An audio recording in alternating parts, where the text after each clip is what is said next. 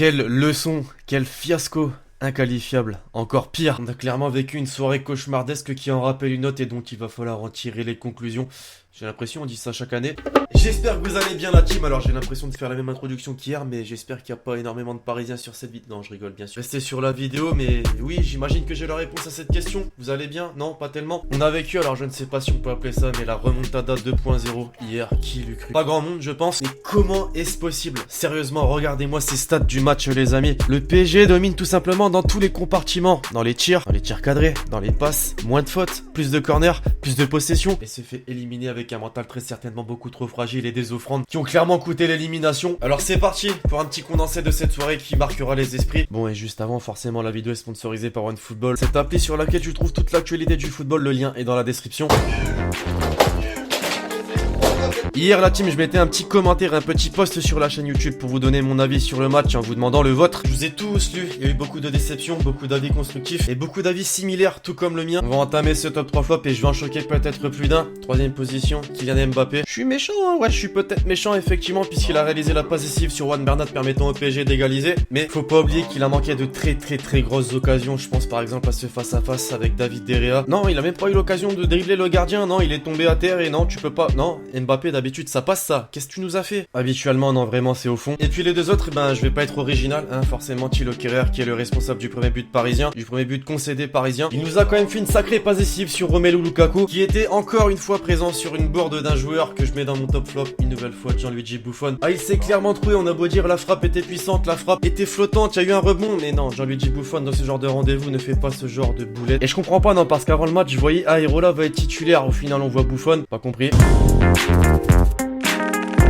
On pourrait se dire victoire mancunienne, 3 tops mancuniens. Non, pas vraiment. Juan Bernat, puisqu'on l'oublie très certainement beaucoup trop, il a été bon défensivement comme offensivement. Et c'est lui qui, bon à l'aide d'Mbappé, marque le but parisien permettant d'égaliser. Pas pour longtemps malheureusement. Le deuxième, un mancunien quand même, David De Gea, dont il faut clairement souligner la performance. Il a quand même été présent sur certaines actions qui auraient pu permettre au PSG de revenir encore plus. Et pour le dernier, même si en termes de mérite on est proche des zéros, Romelu Lukaku, sur les peu d'occasions qu'il a eu, il a réussi à les mettre au fond. Voilà, c'est simple, 2 offrandes parisiennes, 2 buts pour Romelu Lukaku. Et comme hier les mecs, bon je vais dire la même chose, le journal L'équipe n'est pas forcément une référence, mais les notes des joueurs reflètent bel et bien la physionomie du match. Bon, et je vais pas forcément remuer le couteau dans la plaie les parisiens, mais vous voulez une image qui fait mal? Bah voilà, les 3 dernières années, ça n'aura pas vu une seule fois les quarts de finale de la Ligue des Champions, et pourtant on pensait clairement que cette année était la bonne.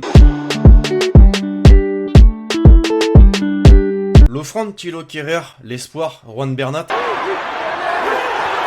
L'offrande, Gianluigi Buffon. Et une question existentielle de la team, regrettez-vous l'utilisation de la VAR, la VR, bon pas le département. Rattrapez-le! Rattrapez-le. Oui bon clairement fallait le rattraper l'arbitre puisque ce système change clairement tout cette année. On l'a vu lors de Real Ajax et on l'a vu cette fois-ci avec PSG Manchester. Sans ce penalty, jamais les Red Devils ne se qualifient concrètement.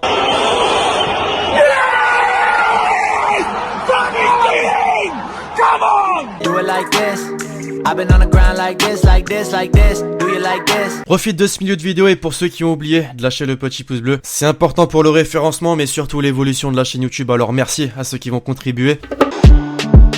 Alors avant de passer aux réactions mancuniennes qui vont forcément pousser à l'envie de meurtre parisienne, Nasser pour commencer, pour moi ce n'est pas penalty, c'est très facile de prendre une décision comme ça contre le PSG, c'est très difficile de prendre cette décision contre une autre équipe, il a clairement les balls. Turel, on a fait 2 cadeaux, c'est un résultat totalement ridicule, je n'ai jamais eu l'impression que Manchester voulait gagner ce match. Et puis question piège, qui était présent dans les tribunes du Parc des Princes? Il est un joueur du PSG. Il est blessé, il a manqué les grosses rencontres Ligue des Champions. Neymar, qui était présent d'ailleurs avec Ninja, faut le souligner, ce youtubeur streamer mondialement connu désormais. Bon, déjà, il y a cette réaction qui en dit long sur ce qu'a ressenti Neymar hier à la fin du match. Ah ouais, non, vraiment un gag. Et encore pire, réaction de Neymar sur Instagram. C'est une honte, ils mettent 4 personnes qui ne connaissent rien au football pour visionner les ralentis à la VAR. Il n'y a pas penalty, comment il peut faire main alors qu'il est de dos? Allez vous faire. Bon, on va passer ça. Les nerfs étaient tendus. Et dans cet énorme foutoir, vous vous demandez peut-être ce qu'Adrien Rabiot faisait hier soir. Ça consolait Mbappé, ça préparait son départ l'été prochain. Non, rien de tout ça, regardez. Le mec, l'élimination de son club, c'est le cadet de ses soucis, réellement. Bon, malgré tout, et pour en finir avec les réactions parisiennes, je voulais mettre en avant les supporters parisiens au Parc des Princes hier, pour qui ça a dû être vraiment compliqué, mais pour qui la présence a quand même été indispensable. On l'a vu au cours du match, mais on l'a vu également avant le match, ambiance de folie.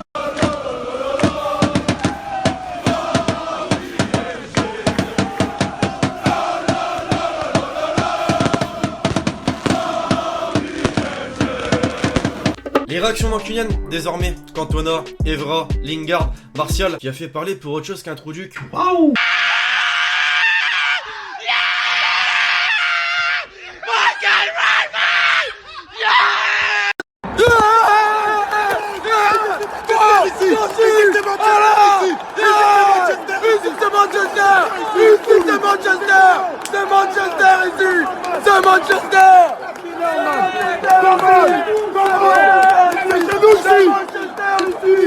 I love this game!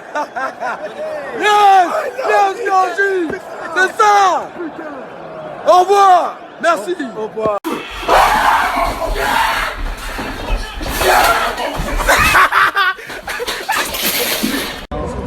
I love it. I'm so happy. I'm so happy.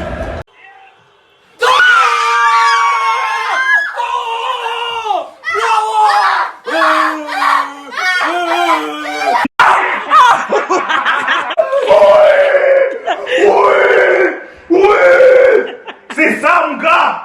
Putain, le caractère! Le caractère! Le caractère, on m'a dit!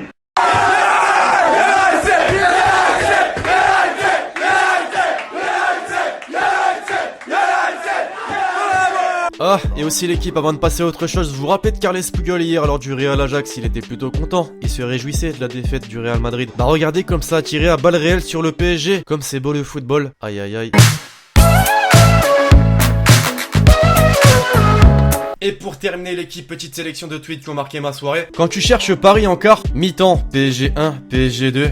Ouais, t'as remarqué, on est bien sur le compte de Cazard. Je suis foutu, au revoir les amis, au revoir. Il est vraiment au bout de sa vie, rêvons plus, tout court. Un génie, toujours. 2012-2013, je gombre en bas. 2013-2014, je gombre en bas. Bah, bon, 2018-2019, je gombre en bas. Beau résumé en tout cas. Update le logo PSG, remontada Saint-Germain. 1-3 doublé de Lukaku et but de Rashford à la 88e, vous l'aurez vu ici en premier. Ah oui, effectivement, j'ai sélectionné ce tweet l'équipe. Pourquoi? Regardez-moi l'heure à laquelle ce mec a placé ce tweet. 8h32, le match n'a pas commencé. On parlait de Zidane visionnaire hier. Le visionnaire de la soirée d'hier, c'était bien lui. Tu peux pas être éliminé en quart si tu passes pas les 8e. Palmarès du PSG en Champions League, jamais une équipe n'a été remontée comme ça dans l'histoire de la Ligue des Champions. Kiki, tu sais quelle heure il est? Non? Minuit et quart, dans la légende. Bref, quelle soirée cauchemardesque pour le football français et en partie si t'es parisien. Oui, je te l'accorde, du compatis surtout. J'ai envie de te dire maintenant, ça va supporter Lyon, hein, tout simplement. Bref, voilà l'équipe, j'espère vraiment que cette petite vidéo vous aura plu. Si c'est le cas, lâchez le petit pouce bleu. Faites-moi un petit avis constructif déjà de cette vidéo, mais surtout de cette soirée tragique qui, malgré la physionomie du match, fera parler encore longtemps. En attendant l'équipage, je vous donne rendez-vous très prochainement sur la chaîne YouTube pour de nouvelles vidéos. C'était Lexti. Ciao.